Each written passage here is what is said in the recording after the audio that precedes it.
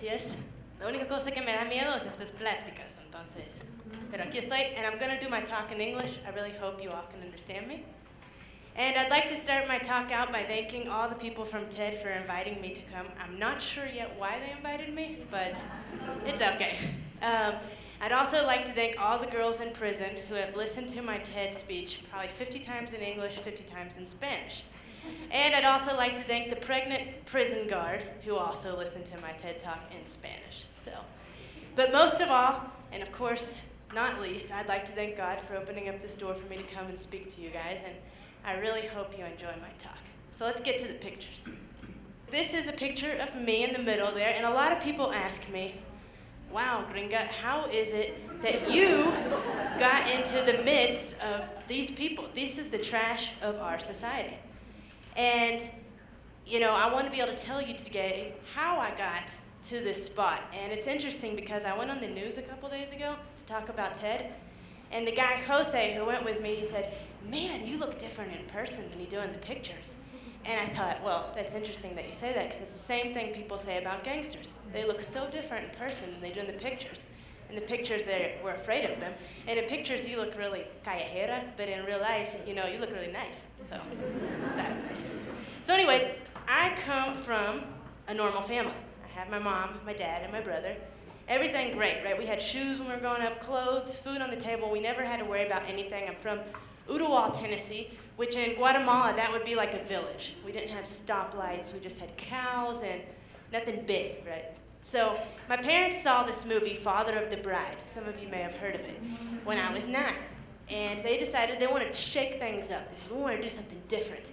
And they decided to adopt 2 kids from Romania. Here's their picture. Beautiful children.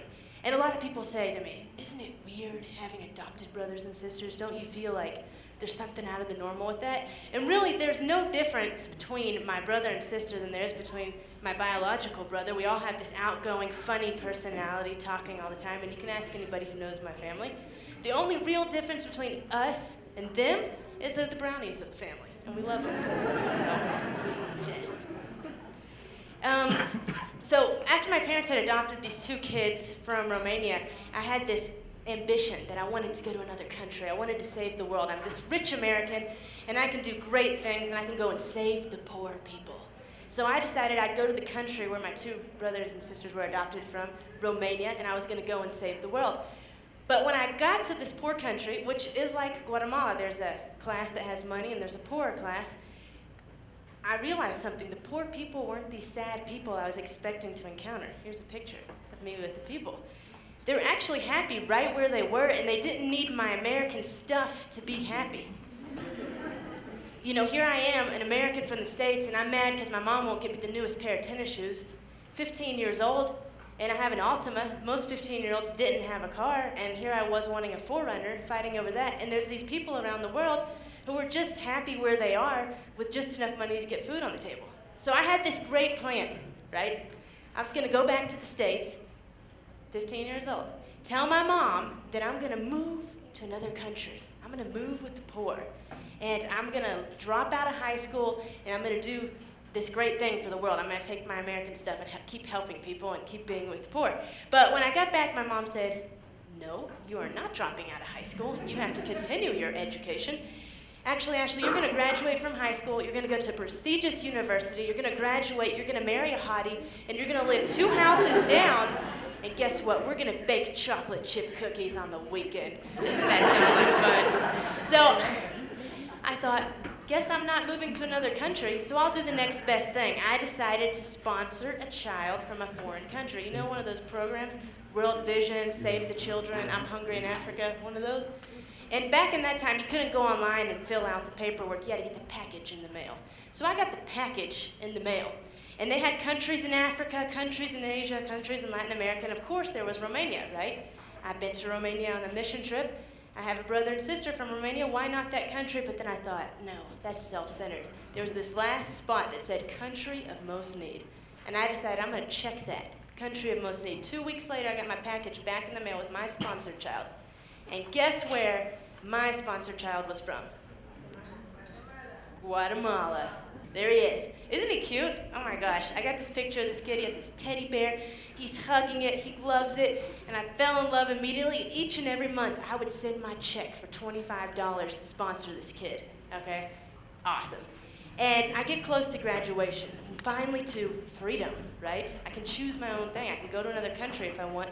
And I'm about to travel, and I'm giving my dad my checkbook, and I'm telling him how he can send my $25 each month. And he says to me, Ashley, why do you send $25 a month to this kid in Guatemala? He may not even exist. I bet they send that picture to hundreds of people, and they're scamming everybody, and they're getting their money. And I was like, oh my gosh, my dad could be right. I could be losing $25 a month, and I have to go and make sure he exists. So what did I do? I got on a plane, and I came down to Guatemala after graduating, and guess what, you guys? My sponsor kid did exist. And he was in that neighborhood many of you have heard of, Oakland. It's in a nice part of town. There he is. That's me with him. Isn't he so adorable, just like the picture? Well, I ended up falling in love with Guatemala. I fell in love with this culture. I fell in love with the kids, and I ended up saying to my parents, I'm staying. I'm not going back to the States. I'm 18 now. I'm in charge. I can decide what I want to do. So I started volunteering at this home, and I noticed something in the orphanages, and some of you probably have noticed it as well. Child after child comes into the orphanage for the same reason, whether it be malnutrition, abuse, you name it. They'd come, and it would be interesting to see how these kids would get better. The malnourished kids would get fatter. The abused children, they would psychologically get better. But then Guatemala had this idea, and I don't know why Guatemala has this idea. Now that the kid's better, we're going to send them back to that abusive home. Well, you would think there was somebody rehabilitating the family while this kid's at the orphanage, right? No, there's nobody rehabilitating the family. So this kid goes back to this abusive home, and guess what? A couple weeks, a couple months later, that kid's back, malnourished again and abused again. And sometimes the kid never came back. You can imagine what happened to that kid.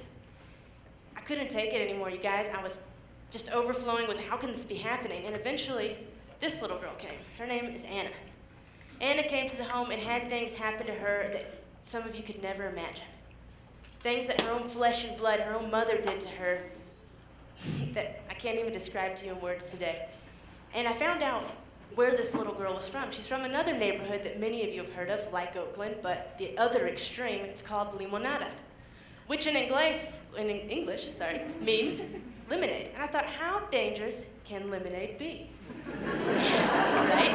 So I decided I want to go to this neighborhood because I'm tired of seeing these kids come to this home. I'm tired of seeing kids abused. I want to fill that gap between the abused and the abuser. I'm going to go to the lemonade, and I'm going to stop this. So I go up to a couple people I work with, right? And I say, hey, Yolanda, will you take me to the lemonade? And she goes, oh, no, I'm not taking you to the lemonade. You crazy. That's a bad neighborhood, girl. And then I go up to Juanita. Hey, Juanita, will you take me to the lemonade? And she's like, oh, no, you're going to get raped and killed in that neighborhood. No way. So if some of you know me, you know that when people tell me no, well, that to me means yes. And that was more of a reason to go, more of a reason to help. So I eventually find a girl, her name was Jamie, and she was working at the orphanage. And I said, Jamie, will you take me to the lemonade? And she pulls me aside. Ashley, I'll take you to the lemonade, but you can't tell anybody that I live there. If somebody finds out that I live there, I'll be fired. Now, this is a reality. You can laugh, but this is a reality in this country that I couldn't explain. I thought, why would people be judged on their address? Why aren't they judged on their education? Why aren't they judged on their work ethic? Rather, they're judged on the name of their neighborhood? That makes no sense to me. But Jamie took me to the lemonade. And you guys, let me see. There's a picture of the lemonade. Amazing. It's house after house stacked on top of each other. And I'm walking down the stairs into this lemonade. And as I'm walking down, I feel like my whole life has come together. I feel like I was made for this moment, right here, right now, to be in this neighborhood. But when I get down to the last step, that all stops. When a man like this approaches me with a shotgun in his hand. And I'm like, oh no, I don't want to be here no more. I'm leaving. But there's 125 steps I can't run, so I'm like, hola. And he says to me, I don't know much Spanish this time, you guys, but this guy says to me, hola gringa, you like tattoos? And I'm like, he's covered in tattoos. I tell him no, he's gonna blow my head off with that shotgun. So I say to him, oh, me encantan los tatuajes. I love tattoos. And he goes, okay, and he starts telling me about every one of his tattoos. And you know, there's something we do when we don't know a language, probably like many of you are doing right now that don't understand me. When you don't understand somebody, you get into this. Así. Yes, yeah. Guess what? That's what I did. I said, oh, sí. Well, guess what? He eventually leaves, and I'm like, praise the Lord, I did not die. And I do something I don't recommend to most of you. I do the poverty tourism thing. I'm walking around the ghetto. I'm walking into tiendas. I'm saying hello to Doña Juanita. I'm saying hi to everybody. I even walk into people's living rooms, and I'm saying hi to them. They're like, who is this crazy gringa? She is lost. But that's what I did. And this is a picture of me with Jamie. That was my first time in the Limonada right there. And, you know, something starts happening as I'm walking around. It starts getting dark. And you know what happens in ghettos when it gets dark. Or at least what happens in movies in ghettos when it gets dark. That's when people start getting killed. And I said, I have to get out of here.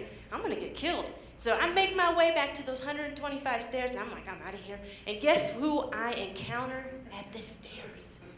My tattooed up friend with his shotgun waiting for me, and guess what? He's got 7 other friends there with their guns as well waiting on me. These are my own pictures, you guys. And I'm like, okay, he went to get his friends to come back and shoot me? Great. So I'm like trying to, you know, make my way up. I'm this gringa. Everybody sees me. And as I'm walking out, he says, hey, gringa. I'm like, hey, I'm leaving. He says, no. Where are you going to get your tattoo? And I'm like, where am I going to get my tattoo? Come on, gringa. You said to me like 10 times when we were talking, que sí, I want a tattoo.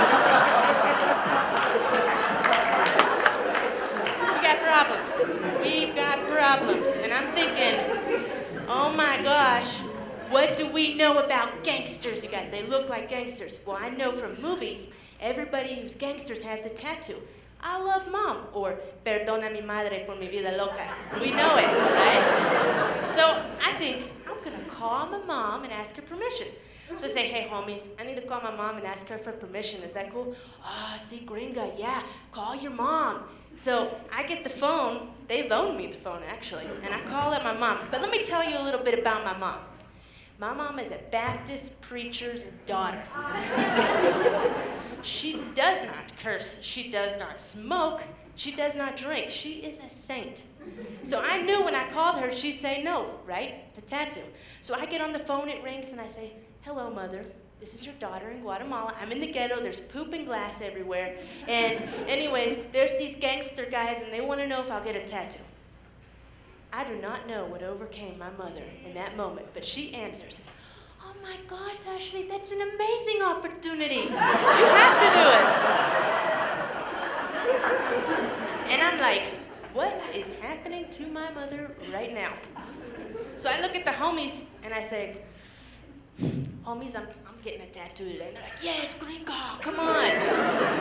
So they grab my arm and they pull me through the callejones. They take me up the alleyways and they get me to a house and they sit me down and they say, gringo, what tattoo are you gonna get? And I'm like, no, I didn't wake up in the morning wanting a tattoo, but I'll get the little, you know, guys, the little Jesus fish. It's small, no one will notice, and I'll put it in a discreet area. And I say, that's what I'm gonna get. And they're like, oh no, gringa, that's so weak. You should get a marijuana leaf. You should get a gun right here on your calf. And I'm like, I'm gonna get some water here. I'm like, no. I'll just get the Jesus fish. And here is a picture of me, my leg at least, getting the tattoo. And here is a picture of the tattoo, right there. And this machine is very interesting, you guys. You have to take a guitar string and you sharpen it, you put it through a ballpoint pen. You have this little car motors that you pull back and go, you rig it all up. It's an interesting machine, but I thought, I'm gonna get AIDS. I need to clean this machine. So I start cleaning the guitar string and I light it on fire, I put alcohol on it, and I'm ready. But then they used another guitar string when they gave me the tattoo. Whatever, right? So I survived the ghetto that day, and I left, and I'm coming back to the ghetto. I lived the first time, so maybe I'll live the next time. And each time I'd come back, I'd be walking around the ghetto, I would have these same homies following me around. And I'm like, okay, come on, what's going on? Why are they following me? And I'd look back and I'd say, homies, ¿qué onda? What are you doing? And they'd say, no gringa, cualquier cosa, whatever happens, we got your back. And I thought, these are the people we're supposed to be afraid of? This is the reason everybody told me not to go to the ghetto was because of them? Then I can come here more. I can see that more help happens. I can do something for these people. See what the next picture is. So there's me with the guys. And these are some of the guys that were with me all the time. And I want to tell you today that all 3 of the guys in this picture have been killed, unfortunately, from the events you've probably heard about in these areas. And I start going to the ghetto, and I'm talking to people about change, and I'm seeing different stuff happen. You remember the famous Bolsa Solidaria? Yeah, everybody was getting those. And I'm just watching and learning. But one day I hear the gangsters talking, and they don't know I've learned more Spanish. And I hear them saying, you know, that gringa, she's cool. But if she knew what it was like to live here, if she knew what it was like that no one would hire you because you're from the Limonada, if she knew what it was like to have to be dodging bullets all the time, the police won't come in because of this neighborhood and they won't rescue your wife and your kids, that she'd know that you can't change here. Oh, how wrong I felt they were. And I said to myself, you can change here. It doesn't matter what neighborhood you're in. It doesn't matter where you are. You can change. And I'm going to prove it to them. The next day, I moved. Yes, white American girl from Udawa moved into the Limonada. That's my fridge they're pulling into my house there. And those 2 guys as well have unfortunately been murdered since moving there. And I pull my stuff into the house, and I'm living there, and I'm just doing life, you guys. I'm not doing anything special. I continue working at the orphanage. I'm just living life and trying to understand what these people have to go through. There's my house. Isn't it awesome? I put all the metal stuff on there because I was so afraid someone would break in and get me because I was living by myself. But it was the safest place I could have been in Guatemala. These people had my back like you'd never understand. So this is a picture of my window. I had to face something a lot of people had to face in the Limonada. You can't have your bed next to windows because there could be shootouts and bullets can come through your window. If you count all the bullet holes there, there's about 13 bullet holes in my window. So I didn't have my bed close to the window, but one night a bullet actually came through my roof, because I had a tin roof, and landed right next to my bed. My bed would have been a little bit this way. I would be dead right now. This is one of the many things that people living in these areas have to go through. This is what they're born into. Another thing is I didn't have a car for a while. That's another story in itself. And I had to take the bus. I had to go up those 125 stairs up to the bus to go to my workplace in Oakland. Limonada, Oakland. You guys know it's like a 5 to 10 minute car ride, right? Well, if you have to take public transportation in Guatemala, that's a 3-hour bus ride. 3 hours. So I'd have to wake up at 5 in the morning in order to get on the bus in time to get to work, all right? So I wake up at 5 a.m., but one day my alarm didn't go off. And I wake up and it's 8 a.m. and I'm like, oh my gosh, I'm late to work. I'm never gonna make it. I don't have enough money for a taxi. I run to the bus stop and I get up there and there's all these ladies gathered around and I said, oh, where's the bus? And they're like, no, there's no bus today because the bus driver was shot, as well as the people in the front row of the bus. I always sat in the front row of the bus because if you know buses here in Guatemala, you know everybody gets assaulted. So I would always sit in that front row because I didn't want to get assaulted. If I would have been on that bus that morning, again, I would have been killed. It's interesting. We so easily judge the people from the Limonada, from the Limon, from Santa Faz. We so easily judge them. But we don't know what they have to go through in order to get where they are to have an honest job. They have to take a 3-hour bus ride where they could be assaulted, where they could be killed. But they do it. And then we judge people because they join gangs because they have to choose between trying to find someone who will hire them even though they're from the Limonada or watching their kids starve, and they join the gang. And we judge them there. So I had a friend come down from the States who was adopting a child from the orphanage that I was working at. And he said, man, Ashley, I want to go to the Limonada. I want to see this. I've heard about it. You're the famous gringa living in the Limonada. So I take him around to the Limonada, and he's like, Ashley, you should really consider starting an organization. You know people, you know what's working, what's not working. I mean, I told him about my neighbor who, when she got this bag of stuff to hand out, you know what I'm talking about. Can't be political here. She used to sell tortillas with chicharrones on the domingos. She would sell these tortillas, and then she started getting the bolsa, the bag, and she stopped selling. And I said, come on, why aren't you selling anymore? And she said, no, now I get this bag and I can sell it to my friends, and I make more money than I did before selling the chicharrones and all that. And I was like, no, but if you get the bag and you can have more money. But people don't understand that in those areas. And this bag, handouts are hurting the people. And unfortunately, my people are responsible. We go to the dump. It's a famous area here in Guatemala. We hand stuff out. We have people used to receiving stuff all the time, and they don't want to work. And my friend said, we have to start an organization that can really help these people, a way that does not hurt them. So we started the organization together known as Hope Renewed. We work in the Limonada. We have 92 scholarship students. We also are working on building a bakery to provide jobs. We work in the prisons. We work in Santa Teresa. We have a serigrafía, screen printing workshop, and we have requirements of education to motivate people to get educated. We're in Pavoncito, where we have a cut and sew shop. We're also in the city dump with a preschool, no handouts. And we have a girls' home in Mazatenango. So we're doing great stuff, I'll be honest with you. But I did not come here today to talk to you about the great stuff Hope Renewed's doing. And I didn't come here today for you to say, wow, this gringa, she's so brave. She lived in the Limonada. We should definitely support her. I came here today to tell you that I want to see Guatemala changed. I want to plant that seed. Here's my notes. I want to plant that seed in you guys to change this country, because I've realized something over the years working here. I can't do it alone. Hope Renewed can only provide so many jobs. I can only give so many scholarships. Together, we have to do this. Recently, the president declared that this was the year of no violence in Guatemala. And as many of you know, there have already been over 1,300 violent deaths in the city, or in the country alone. A country the size of the state of Tennessee, where I'm from. And here's my note. We, the people, have to change this country. We have to look for solutions. But this is what we do most of the time. We judge. We judge the government. We judge the people. But we don't know what they've gone through. We don't know how they got there. It's interesting, isn't it? Gandhi had a saying that he said a lot that I really appreciate. It says, we must be the change we wish to see in the world. But I also have a saying. When we judge our own people and we judge our government, we're really only judging ourselves. Thank you.